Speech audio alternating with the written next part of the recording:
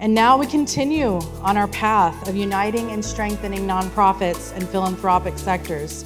I want to give a huge thank you to our keynote sponsor this year, Vitalist Health Foundation, who was absolutely instrumental in bringing our keynote speaker here today. If you visit vitalisthealth.org, you'll see a brand new Spark brief that we have and provides better understanding of systems change. So please check that out and help me to welcome to Arizona, John Harper.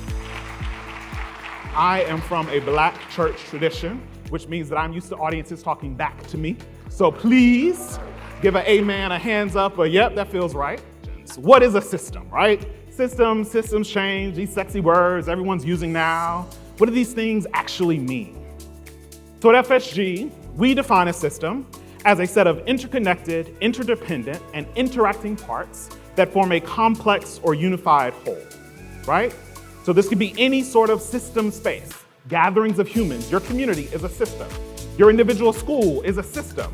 Your organization is a system.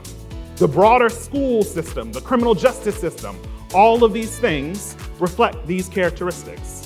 It's the acknowledgement that actually the relationship between players and systems is what creates the challenges that we see, much more than any one sort of nonprofit or any one solution, right? We can't just scale organization X and all of a sudden that's going to solve our problems. How do we start to see what else might be happening and get at some of those barriers, what we call sort of systemic conditions that are holding problems in place? And if you are knowledgeable about Vitalist Health, that's what we would refer to as the elements of a healthy community. So all the conditions that impact our overall well-being.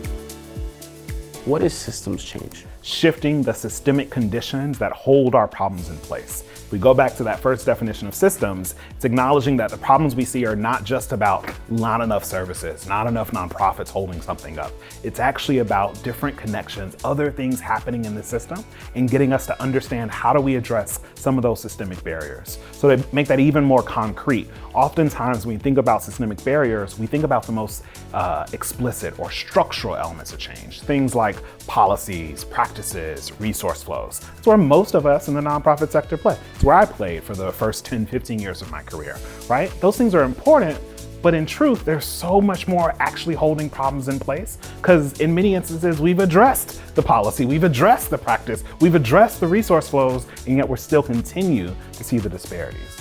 What's going on in the system you are seeking to shift? What systemic conditions might be holding those problems in place? What yet haven't you considered about that system? Number two, who's connected in your system? Where might strengthening relationships enhance your transformation effort? What's the equivalent of that teacher, parent, tutor model? How does that show up in your space? And where are you creating those opportunities for connections across? And then as an invitation to everyone in this room, who are your collaborators? Who's working with you out here? None of us are islands unto ourselves. It's going to take all of us to get towards the change that we want to see long term. So I encourage you to reflect on who are your collaborators and how are you maintaining that shared vision for change?